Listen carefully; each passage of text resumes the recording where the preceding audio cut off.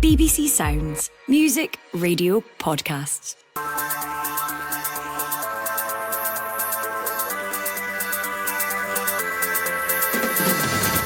Hello, I'm Jane Lewis, and this is a Scottish Football Podcast on Friday, the 27th of September, delivering all the news, views and analysis you need.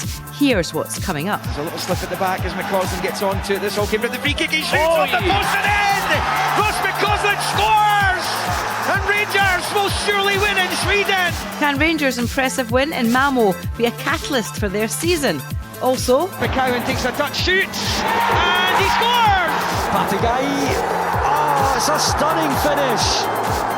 We preview the Premiership weekend with intriguing looking games for the top two, Celtic and Aberdeen. And it's headed on by Phillips. Well done there. A wonderful finish of Olasanya. It's a really cheap goal for Hearts to concede, but St Mirren have their lead back and they don't care. How will managerless Hearts react following Stephen Naismith's departure? The Scottish Football Podcast from BBC Sports Scotland. Well, Cammy Bell, former Rangers and Kilmarnock goalkeeper, joins us. So too does Jordan Campbell from The Athletic. It's been a busy week, chaps, but are we ready for the weekend's football? Yeah, looking forward to it, Jane. I think it's a great weekend of football again. As you said, you've got a number of games in there that look really exciting and important games at this time of season as well. Jordan, you up for it? Yeah, no, just what Cammy said. I think there's loads of great games there, and it's nice to see a bit of change at the top of the table. Maybe a different rival to Celtic than usual. So there's lots of different narratives going into the weekend that I'm sure it'll be great. Plenty to get through with the guys, but first of all, let me bring you the latest football headlines. Rangers opened up their Europa League campaign with an impressive 2-0 win over Malmo, their first ever competitive victory over Swedish opposition. Another historic result last night saw Celtic beat Vorskla Poltava 2-0 on the night, 3-0 on aggregate, to become the first Scottish side to qualify for the Women's Champions League group stage.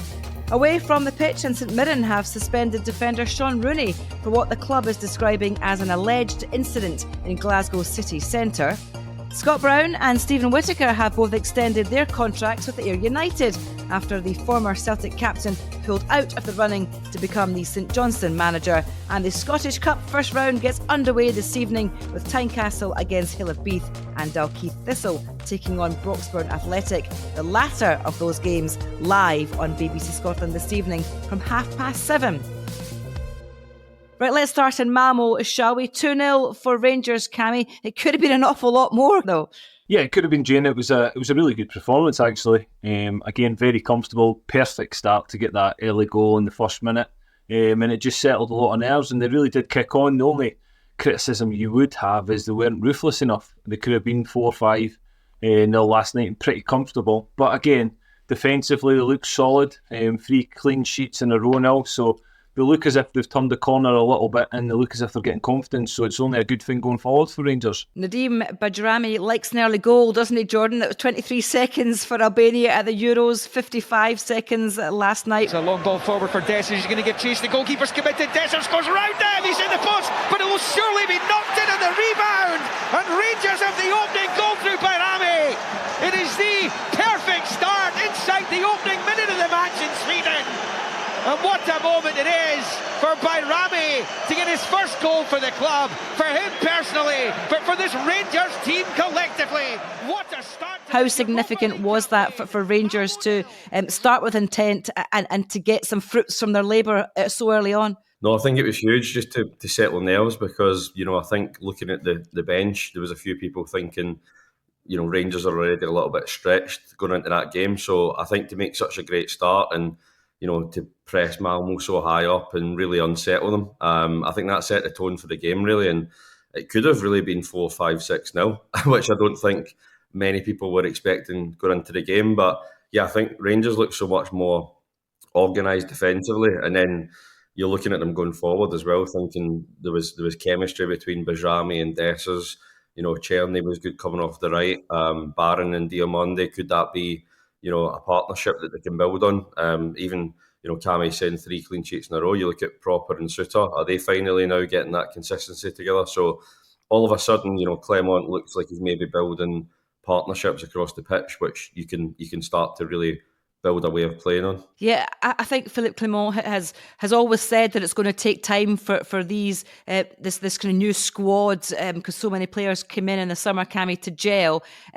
That kind of performance last night could have a real positive impact going forward in the league, couldn't it? Yeah, definitely, Jane. I think Philippe Clement always says that he does need time, but again, we all know that you don't get given too much time or too much from the fans. Certainly, the demand's always there. So it was a brilliant result for confidence for Rangers going forward. They've got a big game against Hibs on Sunday that they need to back it up with, because, as Jordan said, I think when you look at the partnerships on the pitch, I really liked Suter and Proper, how they're growing together, the understanding between them and Butland as well. So that all these partnerships are growing, and it's really going to give Rangers confidence going forward. There's loads of positive signs from last night. As I say, the only criticism would have been that they weren't ruthless enough. And I think when you face better opposition, you're going to have to put the ball in the back of the net when you get them opportunities. How do you see that game at the weekend for Rangers from a Hibs point of view, Jordan? 3 games undefeated. Of course, they won last time out against St Johnstone.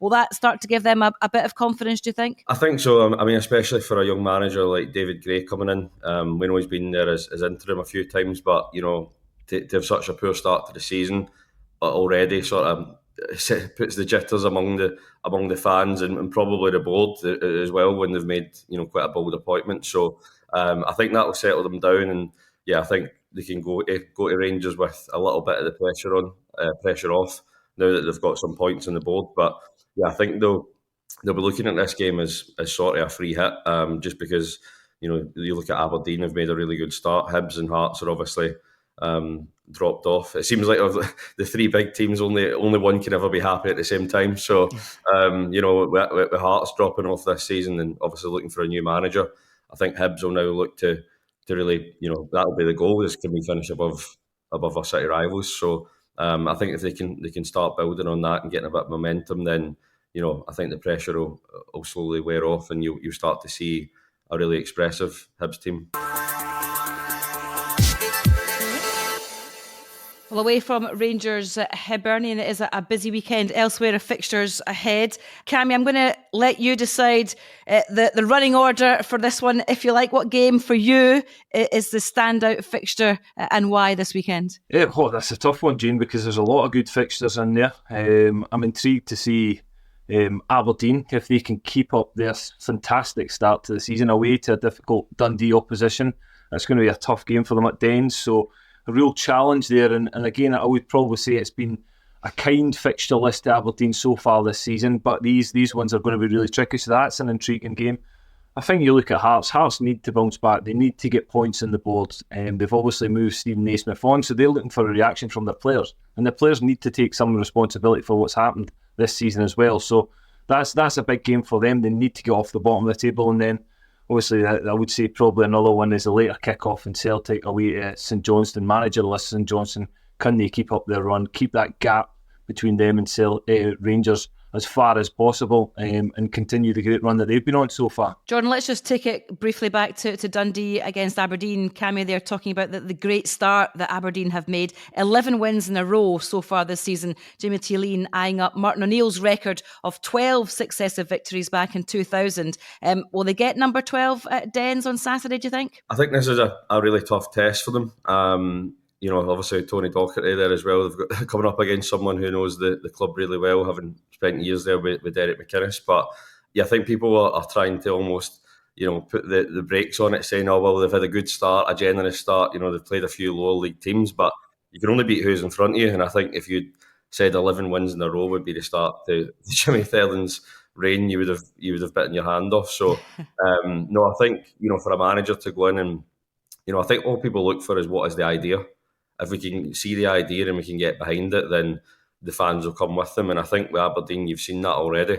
And they look like a really well coached team. I always think that's, results can go against you, but as long as you've got the performances and there's some consistency there, then the fans will get behind you. I think that's some of the fallacies sometimes about Scottish football fans, is that there's such a lack of patience. They don't buy into a long-term plan. But I think a lot of clubs, there's not a distinct way of playing that differentiates them from the rest of the league, whereas I think you're seeing Aberdeen with this high energy pressing, and it's really, causing teams a lot of problems. And I say Aberdeen don't need to be able to beat Rangers and Celtic; they just need to be able to beat the best of the rest. So I think that's what they're doing just now, and they've got a team there that and a style that I think can see them beat the rest of the teams in the league pretty consistently. So I think it'll be tight, but I fancy them to just get the job done. From a Dundee point of view, Cammy, they were so impressive last season. They hit the ground running, probably punched it above their weight, didn't they? And so maybe the form that they're in at the minute, we're maybe all a little bit surprised. But how do they kind of bounce back from their kind of early struggles, if you like, this season? This is a perfect game, again, against a team that's high flying, and they're the teams you've got to beat if you want to be up there in the top six competing, where I'm pretty sure Dundee and Tony Docherty wants them to be. You've got to go and beat Aberdeen. It will be difficult. It's not been the ideal start to the season. But again, they've not been far away from it. A little bit probably underperformance in a few games. But yeah, I think they'll be looking forward to the game. I think it's a huge opportunity for them to kickstart their season and really get them motoring for, as I say, where they'll want to finish is definitely in the top six by the end of the season. I think you both mentioned the situation at Hearts. Obviously, they play Ross County this weekend. Liam Fox in temporary charge. Jordan, do you expect that to make a massive difference to the Hearts side? No, I don't expect it to make a massive difference, but I think regardless of who's in charge, like Hearts just desperately need to get 3 points at the weekend just to get their season back on track. Obviously, there's been a bit of distraction off the pitch as well. We talk about the Brighton link-up and how that might change them long term. So you've got that sort of dichotomy of, the short-term sort of pain of losing momentum over the last couple of years, crossed with the fact that there looks to potentially be something really exciting that could give them a lift long-term. But yeah, I think Hearts have just got to get over the line. They've been conceding far too early in games and constantly having to drag themselves back. I think you got the St Mirren game last weekend. You went in there, I think, probably expecting St Mirren to get a win, which just shows how quickly things turned around compared to the end of last season, where Naismith looked like he'd got a good team, like a properly settled 11. That just seems to unravel really, really quickly. I don't think he quite knew what went wrong or how he could fix it, and that's what happens at the start of the season, where things don't go well, and at a club like Hearts, where the fans are expecting to finish at least third and win a cup, it's difficult to really get out of that when you make such a big start. So I think, if Hearts can turn the corner and get Shanklin back to the player that we've seen the last few years, then I don't think this is a true reflection of that Hearts squad. It's a much stronger squad than where it is. I don't think over one summer it completely collapses. So I expect Hearts to over the next couple of months regain some sort of foothold in the league, but yeah, you would expect them to beat Ross County at home. Yeah, Ross County not in particularly brilliant form. Cammy, only one win in their last 7, 3 draws, 3 losses along with that victory. Don Cowie, though, will take some heart from that brilliant fight back last weekend. Yeah, definitely, Jane. I think the way they fought back, they didn't give up, will give Don Cowie a glimmer of hope going into this game, because it's going to be a difficult game. I think I listened to his interview after the game. He knows it's going to be tough, because when you look at Hearts' squad, they've got a brilliant squad. They're just not performing on the pitch at the moment. But Ross County just need to make it difficult for them. They need to, again, be tight, not concede early on in the game, frustrate Hearts and their fans. And their fans will let the players know what they think if it's still a draw further on to the game. So yeah, I think that'll be the game plan from Don Cowie, will be to frustrate Hearts as long as possible and try and turn the game. Another side looking for a new manager, of course, St Johnstone. They take on Celtic this weekend. Jordan, St Johnstone, without a win against Celtic in 29 meetings, that run stretching back to 2016. Will they get the kind of caretaker managerial bounce that can sometimes happen against Celtic, or are they just going to be far too strong for them? Yeah, I would hedge my bets it'll probably be 30 by the end of the weekend. But I mean, Celtic last week against Bratislava, you see the level of Celtic there when they're playing at their very best. So I think it's difficult for anyone in Scotland really this season to look for chinks in the armour there. But I think St Johnstone, they made a great start to the season with that away win at Kilmarnock, and you were thinking maybe Levine's building something a bit different, because ever since Callum Davidson left after the poor season after the double, it's just been a sort of gradual downward trajectory. I think there's just a lack of excitement in the squad, or a lack of flair in the squad, and that's been the way for the last 2-3 years, where they just really lack pace and lack attacking intent. So yeah, I don't see St Johnstone getting a result there, but depending on what appointment they make, I think if they do go for someone younger, someone on their way up who's maybe not proven at the Premiership level, I think it would just shake things up a bit, because we've got so used to St Johnstone just nearly surviving the last few years, that I think it is in dire need of something to really change it up. Otherwise, it's looking pretty ominous for them this season. And Cammy, Celtic have just been in incredible form so far this season. What's been behind that brilliant form, do you think? Gino, I would probably say that again, it's a team that have been together for a period of time now, and it looks like Brendan Rodgers is getting all the benefits from a really good pre-season momentum. Players have had time to bed in. Nicholas Kuhn's a prime example of that.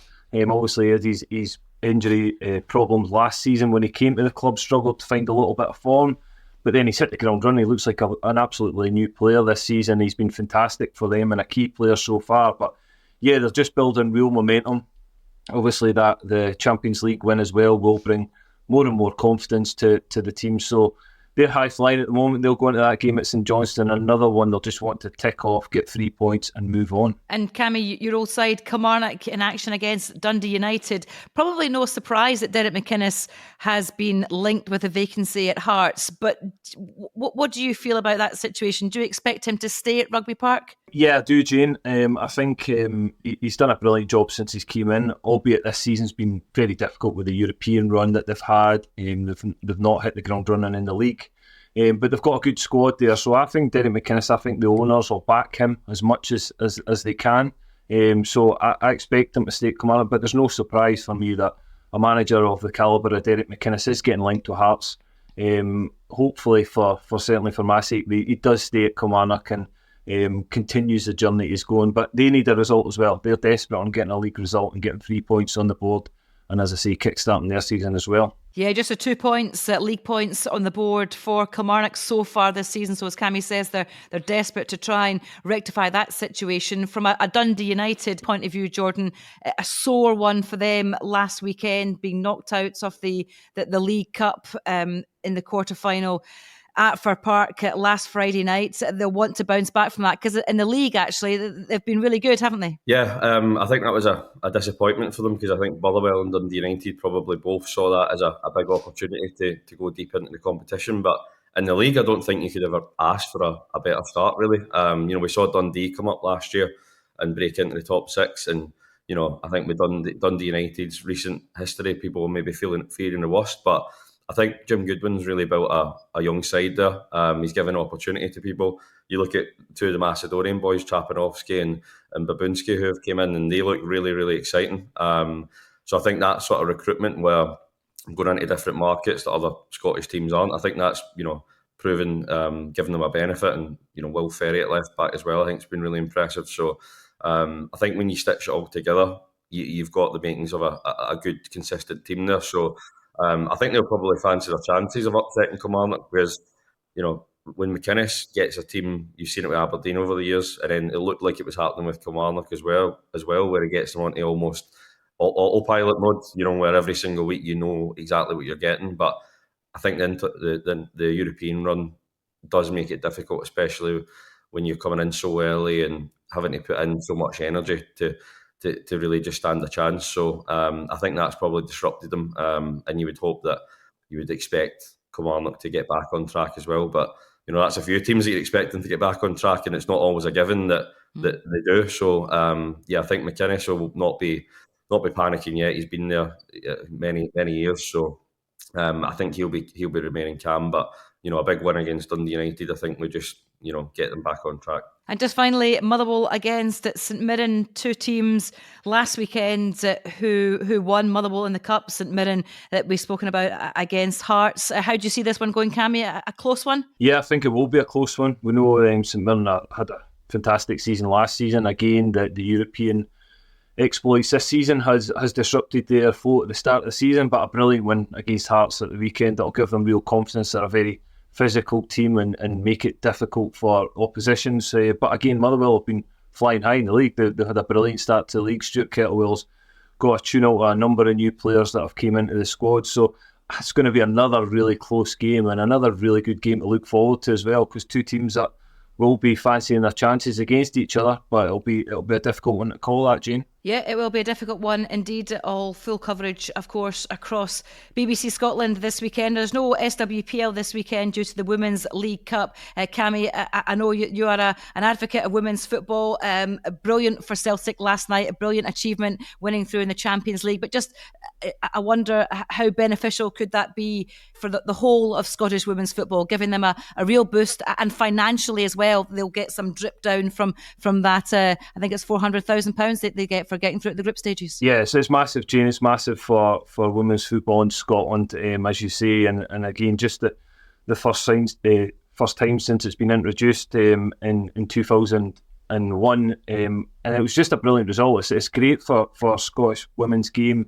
It's grown all the time, and again, just this progression from Celtic reaching them group stages in the Champions League is going to be massive.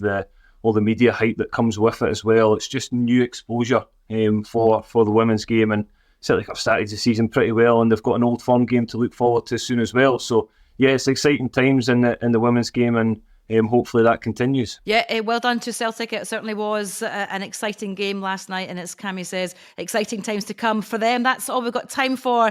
Many thanks to Jordan and to Cammy, and thank you very much for listening as well. Remember that big Scottish Cup first round tie, Dalkeith Thistle against Broxford, live on BBC Scotland this evening from 7:30. For more on Celtic's qualification for the Women's Champions League, then check out our sister podcast, Behind the Goals, on Tuesday. Sports Sound, as I say, on BBC Radio Scotland, we'll have all the live action across the weekend, and Sports Scene will bring you all the highlights on Saturday and Sunday evenings. And of course, we'll be here with the Scottish Football Podcast every day, so make sure you don't miss out. Just subscribe on BBC Sounds. For now though, enjoy your football. Bye bye.